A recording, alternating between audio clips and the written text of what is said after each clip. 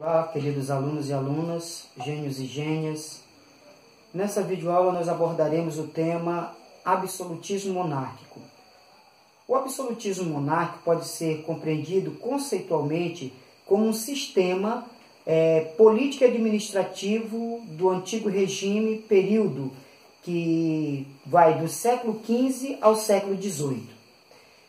Quando falamos de absolutismo, é bom lembrar que o absolutismo monárquico também pode ser compreendido como a centralização do poder político nas mãos do rei, nas mãos do monarca. No final da Baixa Idade Média, século XIV ao século XV, há uma transferência por parte da nobreza campesinata do poder político para as mãos de um monarca ou de um nobre mais poderoso, com um exército mais aparelhado, mais profissional, com mais poder econômico, com mais influência política. Visto que na Baixa Idade Média existiram conflitos de natureza econômica e de natureza política entre os feudos, entre os senhores feudais. Também houveram revoltas dos camponeses contra os seus senhores feudais. Então havia uma crise política e uma crise econômica, cuja solução seria a transferência do poder descentralizado para um poder centralizado nas mãos de um único administrador político, ou seja, o monarca. É importante lembrar também que nesse período a burguesia, como classe econômica, social e econômica, ela vai ser muito importante. Primeiro, porque ela vai financiar economicamente o Estado Nacional. Vai ajudar o rei, principalmente na convocação de um exército profissional, porque haverá gastos para manter os soldos desses soldados. E então o Estado, o rei, não tem todo esse poder econômico e ele vai precisar dessa ajuda econômica da burguesia comercial. A burguesia também espera que o rei lhe favoreça na centralização do poder através de uma moeda única, através de um único peso e medida. A burguesia também espera que o rei favoreça, principalmente com a infraestrutura, permitindo que o comércio feito via terrestre seja mais seguro. Então, a burguesia financia o Estado Nacional esperando que o rei possa lhe beneficiar com esses favorecimentos, principalmente de natureza econômica.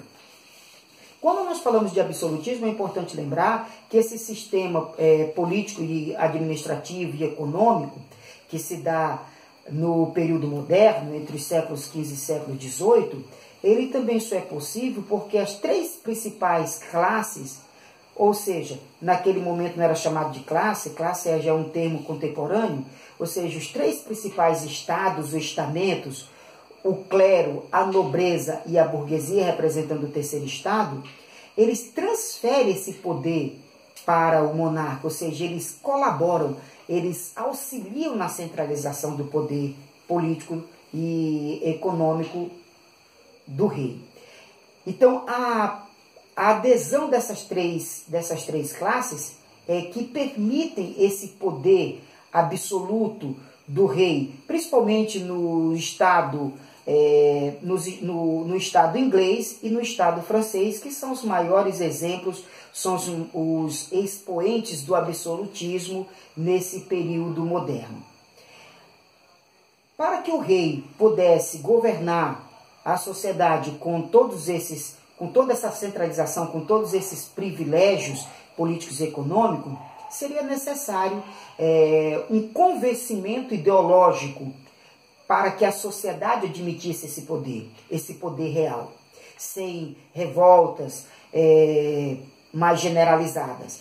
E quem vai permitir esse convencimento ideológico serão alguns filósofos, que nós comumente os conhecemos como os teóricos absolutistas, os filósofos absolutistas, que vão defender o poder nas mãos do rei.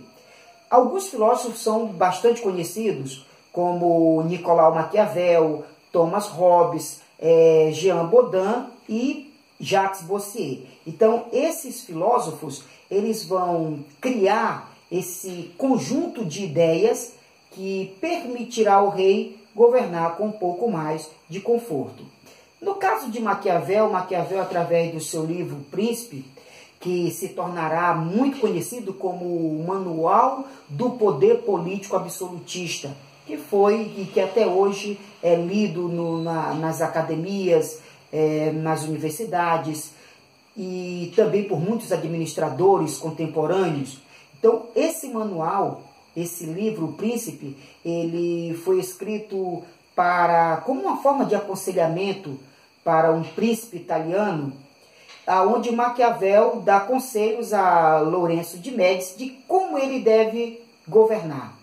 E no livro O Príncipe, inclusive, ele sugestiona que o rei possa usar, inclusive, a violência para justificar o seu poder, ou justificar o desejo do Estado em governar com mais equilíbrio social.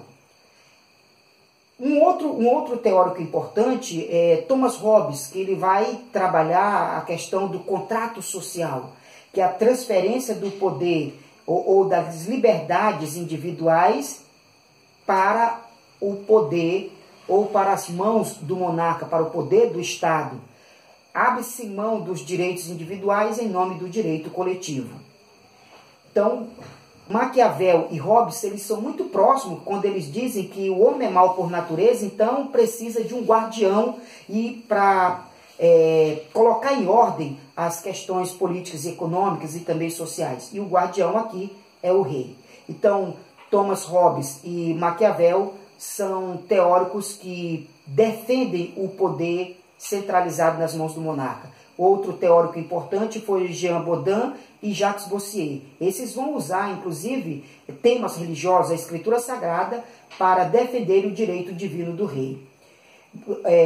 Jean Bodin vai dizer que os cidadãos devem obedecer ao monarca passivamente, e Jacques Bossier vai dizer, inclusive, que o rei ele tem direitos divinos e só